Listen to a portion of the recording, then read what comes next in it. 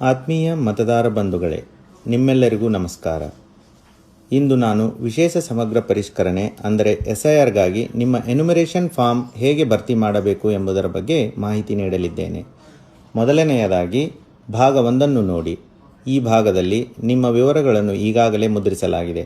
ನಿಮ್ಮ ಹೆಸರು, ಮತದಾರರ ಗುರುತಿನ ಚೀಟಿ ಅಂದರೆ ಎಪಿಕ್ ಸಂಖ್ಯೆ, ವಿಳಾಸ, ವಿಧಾನಸಭಾ ಕ್ಷೇತ್ರ ಮತ್ತು ನಿಮ್ಮ ಹಳೆಯ ಭಾವಚಿತ್ರಗಳನ್ನು ಮುದ್ರಿಸಲಾಗಿದೆ. ಅದಲ್ಲದೆ ನಿಮ್ಮ ಬೂತ್ ಮಟ್ಟದ ಅಧಿಕಾರಿಯ ಹೆಸರು ಅಂದರೆ BLOರವರ ಹೆಸರು ಮತ್ತು ಮೊಬೈಲ್ ಸಂಖ್ಯೆಯನ್ನು ಸಹ ಮುದ್ರಿಸಲಾಗಿದೆ. ನಿಮ್ಮ ಮುದ್ರಿತವಾಗಿರುವ ಭಾವಚಿತ್ರ ಹಳೆಯದಾಗಿದ್ದರೆ ಅಥವಾ ಅಸ್ಪಷ್ಟವಾಗಿದ್ದರೆ ನೀವು ಹೊಸ ಭಾವಚಿತ್ರವನ್ನು ಒದಗಿಸಬೇಕಾಗುತ್ತದೆ. ಆದರೆ ಹಳೆಯ ಭಾವಚಿತ್ರವು ಸರಿಯಾಗಿದ್ದರೆ ನೀವು ಹೊಸ ಭಾವಚಿತ್ರವನ್ನು ನೀಡದೆ ಮುಂದುವರಿಯಬಹುದು. ಭಾಗ 2ರಲ್ಲಿ ಹಿಂದಿನ SIRನ ಅಂದರೆ 2002ನೇ ಸಾಲಿನ ಮತದಾರರ ಪಟ್ಟಿಯ ವಿವರಗಳನ್ನು ನೀವು ದಾಖಲಿಸಬೇಕಾಗಿದೆ. ಇಲ್ಲಿ ನಿಮಗೆ 2 ಆಯ್ಕೆಗಳಿವೆ. ಆಯ್ಕೆ 1, 2002ರ ಪಟ್ಟಿಯಲ್ಲಿ ನಿಮ್ಮ ಹೆಸರು ನೋಂದಣಿಯಾಗಿದ್ದರೆ ಆ ವರ್ಷದ ಮತದಾರರ ಪಟ್ಟಿಯಲ್ಲಿರುವ ನಿಮ್ಮ ವಿವರಗಳನ್ನು ನೀವು ಭರ್ತಿ ಮಾಡುತ್ತೀರಿ. ಇದನ್ನು ಸೆಲ್ಫ್ ಮ್ಯಾಪಿಂಗ್ ಎಂದು ಕರೆಯಲಾಗುತ್ತದೆ.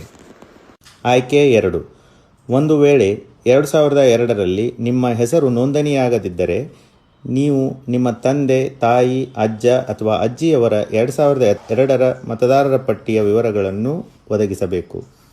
ಇದನ್ನು ಪ್ರೊಜೆನಿ ಮ್ಯಾಪಿಂಗ್ ಎಂದು ಕರೆಯಲಾಗುತ್ತದೆ. 2002ರ ಮತದಾರರ ಪಟ್ಟಿಗಳ ವಿವರಗಳು ನಿಮ್ಮ ಬೂತ್ ಮಟ್ಟದ ಅಧಿಕಾರಿಗಳೊಂದಿಗೆ ಲಭ್ಯವಿರುತ್ತದೆ. ಅದಲ್ಲದೆ ಮುಖ್ಯ ಚುನಾವಣಾಧಿಕಾರಿಯವರ ವೆಬ್ಸೈಟ್ co.karnataka.gov.in ಮತ್ತು ಭಾರತ ಚುನಾವಣಾ ಆಯೋಗದ ವೆಬ್ಸೈಟ್ voters.eci.gov.in ಹಾಗೂ ECI ನೆಟ್ ಅಪ್ಲಿಕೇಶನ್ನಲ್ಲಿ ಸಹ ಲಭ್ಯವಿರುತ್ತದೆ. ಭಾಗ 3ರಲ್ಲಿ ನಿಮ್ಮ ಪ್ರಸ್ತುತ ವಿವರಗಳನ್ನು ನಮೂದಿಸುತ್ತೀರಿ. ದಯವಿಟ್ಟು ಗಮನಿಸಿ, ಇಲ್ಲಿ ನಿಮ್ಮ ಜನ್ಮ ದಿನಾಂಕವನ್ನು ಕಡ್ಡಾಯವಾಗಿ ನಮೂದಿಸಬೇಕು. ಆದರೆ ನಿಮ್ಮ ಆಧಾರ್ ಮತ್ತು ಮೊಬೈಲ್ ಸಂಖ್ಯೆಗಳನ್ನು ನಮೂದಿಸುವುದು ಐಚ್ಛಿಕವಾಗಿರುತ್ತದೆ. ಅದರೊಂದಿಗೆ ನೀವು ಕುಟುಂಬ ಸದಸ್ಯರ ಹೆಸರುಗಳನ್ನು ಒದಗಿಸಬೇಕು. ಇದರಲ್ಲಿ ನಿಮ್ಮ ತಂದೆ, ಪೋಷಕರು, ತಾಯಿಯವರ ಹೆಸರು ಹಾಗೂ ಮದುವೆಯಾಗಿದ್ದರೆ ಗಂಡ ಅಥವಾ ಹೆಂಡತಿಯ ಹೆಸರನ್ನು ನಮೂದಿಸಬಹುದು. ಒಂದು ವೇಳೆ ಅವರ ಎಪಿಕ್ ಸಂಖ್ಯೆ, ಮತದಾರರ ಗುರುತಿನ ಚೀಟಿ ಸಂಖ್ಯೆ ನಿಮ್ಮ ಬಳಿ ಇದ್ದರೆ ನೀವು ಅದನ್ನು ಸಹ ನಮೂದಿಸಬಹುದು. ನಿಮ್ಮ ಎಲ್ಲ ನಮೂದುಗಳು ನಿಖರವಾಗಿವೆಯೇ ಎಂದು ನೀವು 2 ಬಾರಿ ಪರಿಶೀಲಿಸಿ ಹಾಗೂ ಕೆಳಗಡೆ ನೀಡಿರುವ 3 ಘೋಷಣೆಗಳನ್ನು ಓದಿಕೊಂಡ ನಂತರ ಫಾರ್ಮ್ಗೆ ಸಹಿ ಮಾಡಿ ಅಥವಾ ಎಡಗೈ ಹೆಬ್ಬೆರಳ ಗುರುತು ನೀಡಿ.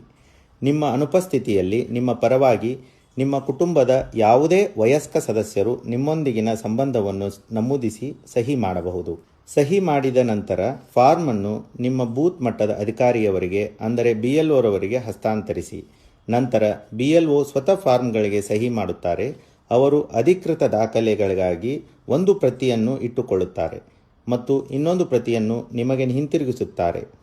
ದಯವಿಟ್ಟು ಈ ಹಿಂತಿರುಗಿಸಿದ ಪ್ರತಿಯನ್ನು ಸುರಕ್ಷಿತವಾಗಿಟ್ಟುಕೊಳ್ಳಿ, ಏಕೆಂದರೆ ಇದು ನಿಮ್ಮ ಅಧಿಕೃತ ಸ್ವೀಕೃತಿಯಾಗಿರುತ್ತದೆ.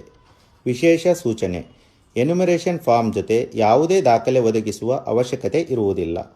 ನಿಮ್ಮ ಅಮೂಲ್ಯ ಸಮಯಕ್ಕಾಗಿ ಧನ್ಯವಾದಗಳು.